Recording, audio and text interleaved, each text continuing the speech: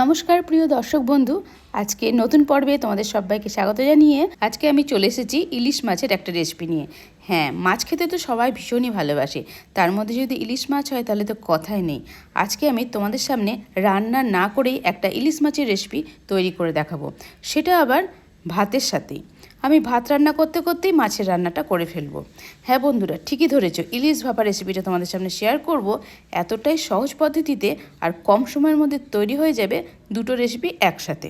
সেটা হচ্ছে ভাত আর ইলিশ মাছ ভাপা। বন্ধুরা, তোমরা তো ইলিশ ভাপা অনেক রকম করেই করেছো, তো আজকে আমার এই পদ্ধতিতে তোমরা একবার করে দেখবে এত জলদি ইলিশ ভাপাটা তৈরি হয় আর এতটাই টেস্টি হয় বলে বোঝানো যাবে না। তার জন্য এই ভিডিওটা সম্পূর্ণ দেখে তোমরা যদি এই প্রসেসে রান্না করে খাও, তোমরাও কিন্তু ভীষণ পছন্দ করবে। বাড়ির ফ্যামিলির যাকেই খাওয়াবে এই ইলিশ ভাপাটা, তারাও কিন্তু ভীষণ নাম করবে।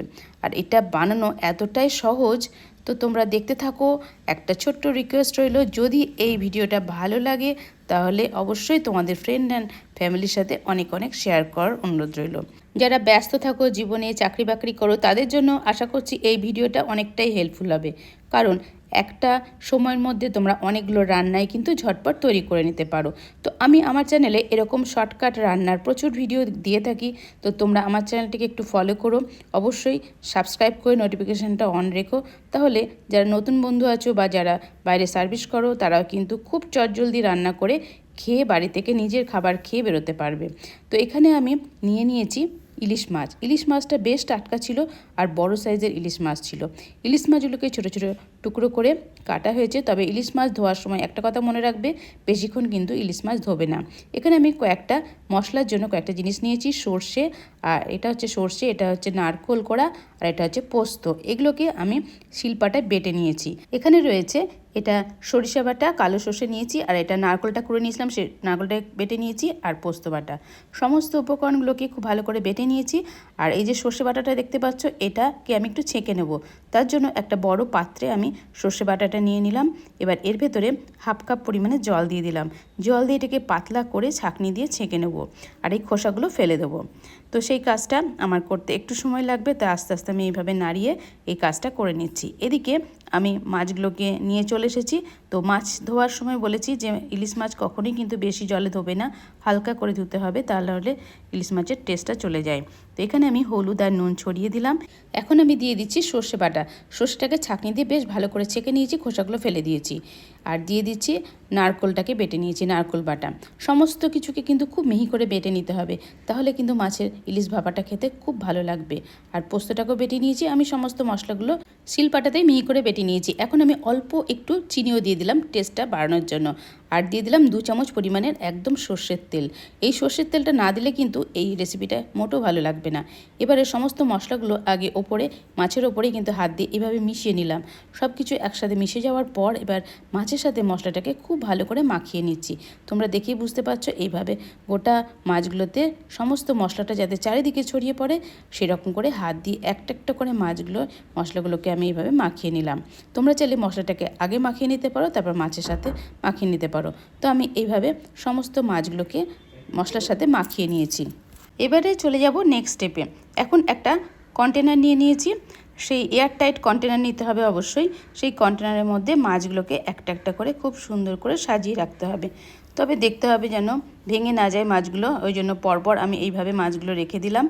সমস্ত মাছগুলো রেখে দেওয়ার পর এবার প্লেটে যে মশলাটা রয়েছে সেই মশলাটাকে আস্তে আস্তে দিয়ে দেবো।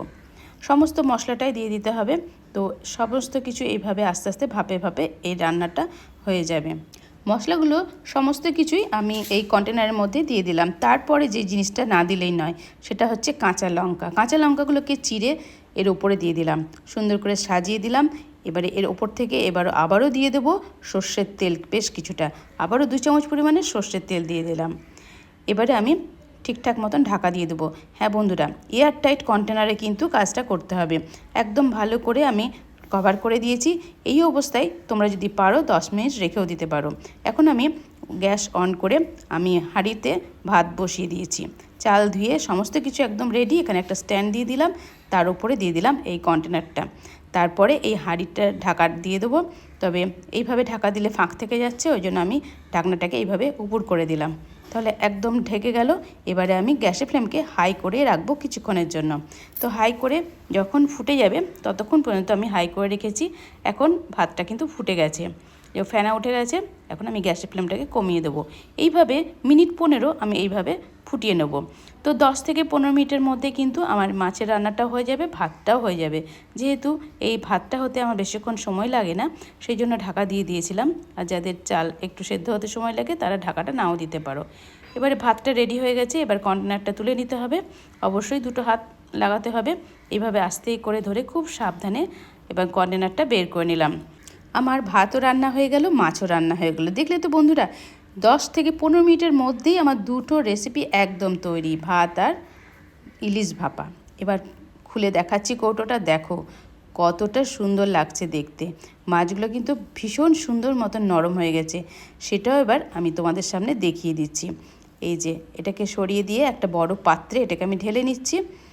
এইভাবে উপর করে আমি ঢেলে নিচ্ছি। তোমরা চাইলে চামচ দিয়ে ঢালতে পারো, কিন্তু চামচ দিয়ে ঢালা কখনোই যাবে না, কারণ মাছটা এতটাই নরম, মানে তুলতে গেলেই কিন্তু ভেঙে যাবে। ওই জন্য এইভাবে ঢেলে দিলাম।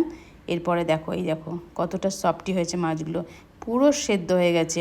আর এই ইলিশ ভাপাটা দুর্দান্ত হয়েছে, এত সুন্দর গন্ধ বেরোচ্ছে যে বলে বোঝানো যাবে না। তার উপরে সর্ষের তেলের স্মেলটাও রয়েছে। তো অসাধারণ লাগে গরম গরম ভাতের সাথে এই ইলিশ ভাপা খেতে, কিন্তু সবাই ভীষণ পছন্দ করে। আশা করছি আমার এই পদ্ধতিতে তোমরাও যদি এইভাবে ইলিশ ভাপা বানিয়ে ফেলো তাহলে কিন্তু তোমাদের অনেকটাই সময় বেঁচে যাবে। আর এত টেস্টি ইলিশ ভাপাটা তৈরি হয়ে যাবে যে বাড়ির যাকেই খাওয়াবে তারাই কিন্তু ভীষণ নাম করবে। হ্যাঁ বন্ধুরা, এই রান্নাটা করতে কিন্তু আমার একটুও গ্যাস খরচা হয়নি, কারণ ভাত তো রান্না করতেই হতো। তো ভাত হতে হতেই কিন্তু এটা হয়ে গেল। তার মানে আমি গ্যাসটাকেও সেভ করে নিলাম। এতে কিন্তু আমি বেনিফিট হলাম। তোমরাও যদি এই প্রসেসে করো দেখবে তোমাদের গ্যাস খরচাও কিন্তু কমে যাবে। ভাত তো রান্না করতেই হয়, ভাতের সাথে এটা দিয়ে দিলেই কিন্তু বেশ সুন্দর হয়ে যাবে। তাহলে এক্সট্রা জল ফুটিয়ে ইলিশ ভাপা করার আর কোনো ঝামেলা রইল না। তো কেমন লাগলো আজকে ভিডিওটা?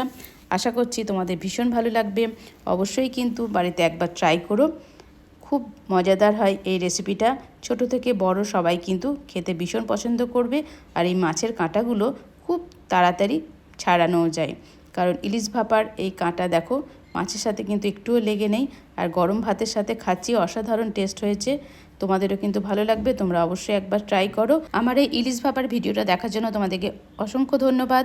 যদি ভালো লেগে থাকে তাহলে একটা লাইক করে দিও, আর অবশ্যই কমেন্ট করে লিখে জানিও তোমাদের কেমন লেগেছে। যদি নতুন বন্ধু হয়ে থাকো তাহলে অবশ্যই আমার চ্যানেলটিকে সাবস্ক্রাইব করে নোটিফিকেশন অন করে আমার পাশেই থেকো। চ্যানেলে ইলিশ মাছের প্রচুর ভিডিও রয়েছে, সেগুলো অবশ্যই একবার দেখে আসবে। আর এরকম ভিডিও পেতে অবশ্যই আমার পাশে থেকো, আমার সাথেই থেকো। নেক্সট টাইম চলে আসবো নিত্য নতুন ভিডিওর সাথে। তোমরা বাড়িতে থাকো, সুস্থ থাকো, নিজের খেয়াল রেখো, আর আমার ভিডিওর সাথে থেকো। Tata, bye bye.